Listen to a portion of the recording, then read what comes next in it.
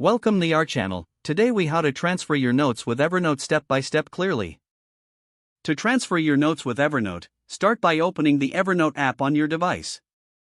If you don't have the app, download it from your device's app store.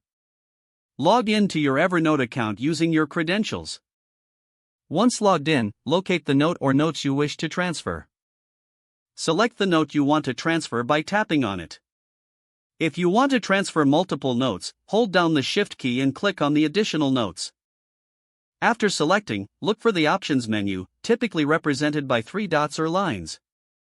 Click on this menu to reveal various options related to the selected notes. Choose the option labeled Export or Share, depending on your device. If exporting, select the format you want your notes to be in, such as PDF or HTML. Choose a location on your device or cloud storage where you would like to save the exported notes. For sharing, select how you want to share your notes, whether via email, messaging apps, or other platforms. Follow the prompts related to sharing, such as entering the recipient's email address. Confirm the action to complete the transfer process. To ensure everything has transferred correctly, navigate to where you exported or shared your notes. Open the exported file or check the receiving platform to verify that your notes are intact. If you need to transfer your notes to another Evernote account, log out of your current account. Sign into the destination Evernote account where you want to import your notes. Once logged in, find the option to import or add notes from the menu. Upload the previously exported notes following the prompts.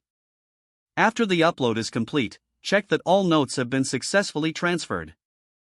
You can now organize and access your notes in your new Evernote account as needed. If the page does not load, refresh the browser or try again in a private or incognito window. Make sure you are using the correct email address, then retype it carefully to avoid small typos. If your password is not accepted, use the reset option and create a new strong password you can remember.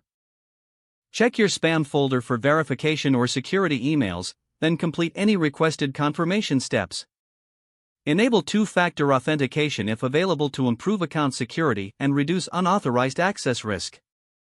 After signing in, review your profile details so your contact information and settings are accurate and current. Don't forget to like this video and subscribe to our channel for more step-by-step tech guides.